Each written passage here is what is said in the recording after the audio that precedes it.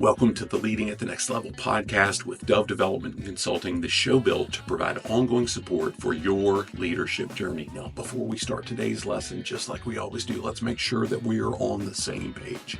Cindy and I have seen firsthand how much more is required to provide authentic leadership to a team than to simply manage based on the authority that comes with a title or a position. Now, what we've seen through more than 50 combined years of leadership responsibility is that taking the extra steps to truly serve people and earn influence will always produce results that barking orders never will. Now, if you'll stick with us to the end of this episode, we're going to share how you can get a complimentary trial to a resource that's like nothing else you've ever seen. Now, with that in mind, let's get to work. This episode wraps up a look at the cost that comes with the wrong training, digging into how any training that we provide is sure to really build and ensure growth. Here we go. When we've done the work to provide the right training, understanding that, not just any old training is going to do, and it's not going to help us capture that lost profitability, we should be seeing the results show up pretty much immediately, like I've said a few times here, through how our team members get things accomplished and in our bottom line. Here's how an article from cron.com called Effects of Training on Employee Performance detailed the impact that we should be seeing. And this is a little bit long, so bear with me as I share this with you. Companies can reap the rewards of providing training for their employees because well-trained workers help increase profitability, productivity, and profits. Investing in employee training should improve worker retention rates, customer satisfaction, and creativity for new product ideas. Effective training saves labor by reducing time spent on problem solving and saves money in the long run by producing a better workforce. Goes on to say, investing in training can improve a company's financial standing. Poor performance often results when employees don't know exactly what they're supposed to do, how to do their jobs, or why they need to do work a certain way. Training can help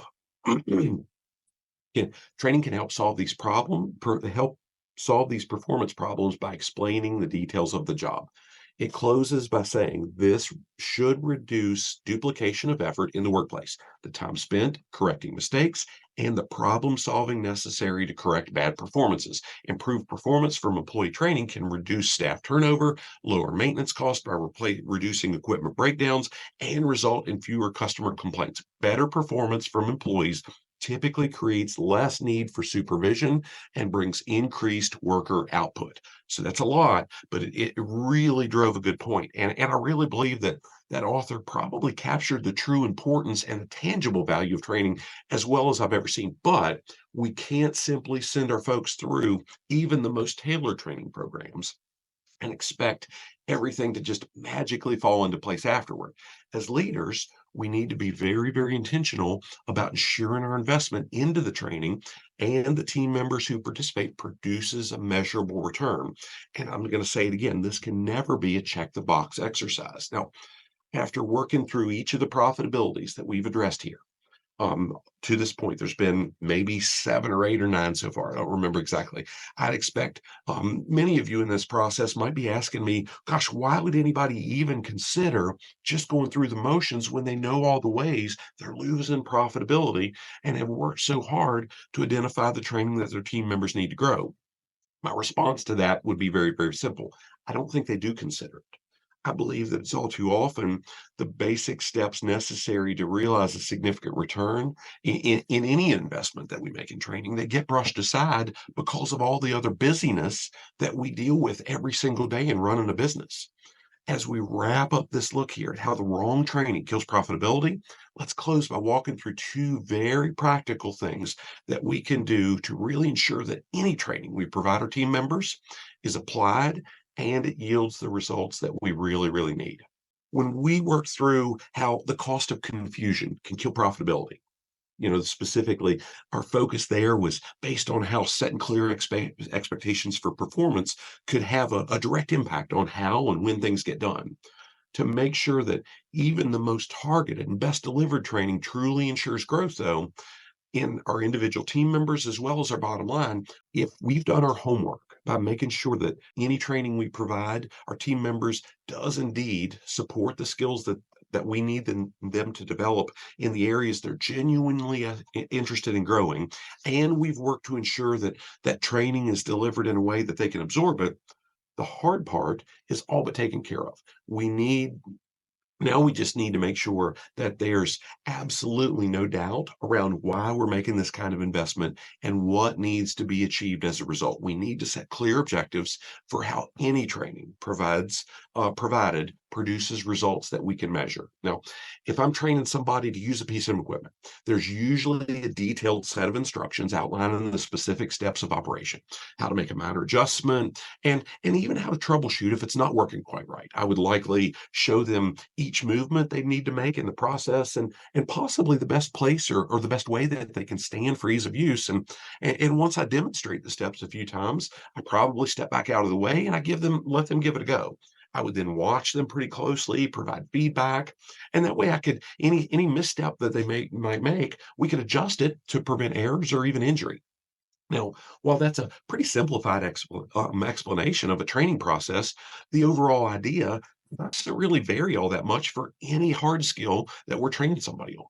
But how often have you ever seen anything like that applied when it comes to those soft skills that typically get brushed off as intangible? I'm going to say almost never, right? And that not only kills a ton of profitability, it really perpetuates the cycle. Now, I want to challenge you to look at training for any skill, the same way you teach somebody a new process, whether we're using a saw, operating a press, communicating a message, or leading a team. We need to take the same sort of action. It's an assumed part of the training process to watch for desired actions once we've trained somebody on one of those hard skills. So why don't we do the same thing when it comes for the softer skills?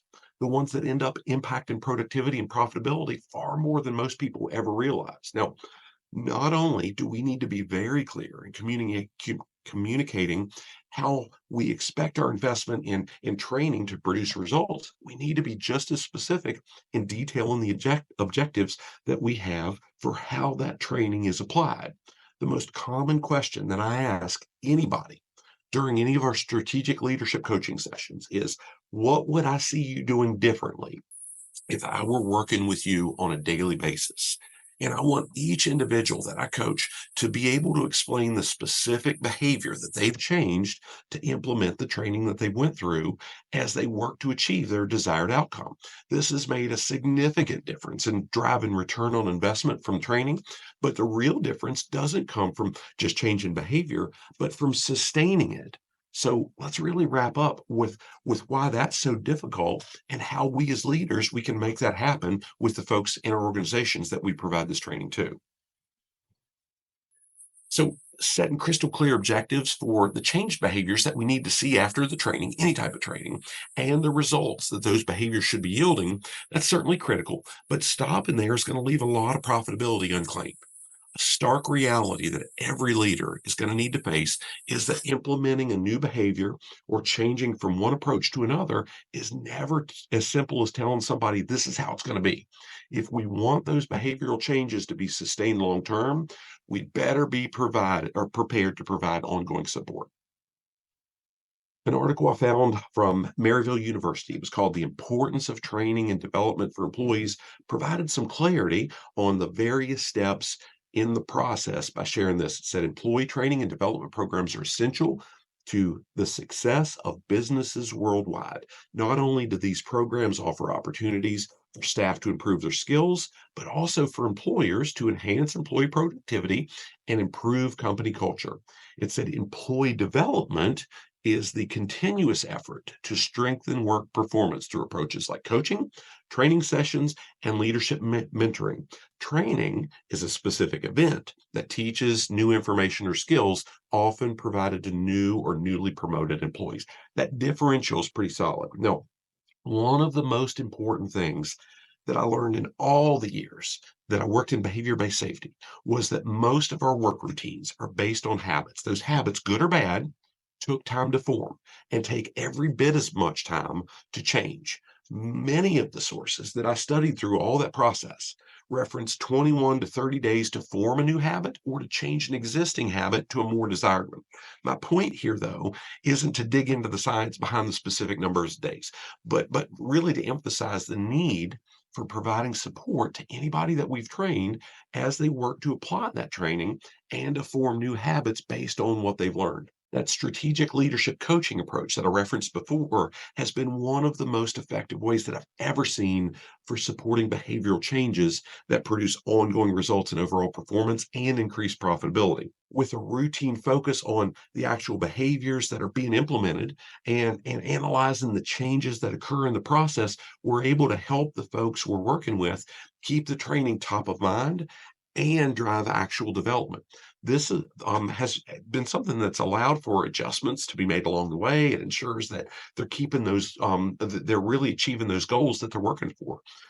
But quite honestly, offering that as a service was something that I did very, very reluctantly. My goal has always been to provide the tools through training sessions and really set the table for collaboration between our participants and their direct manager, and then get out of the way.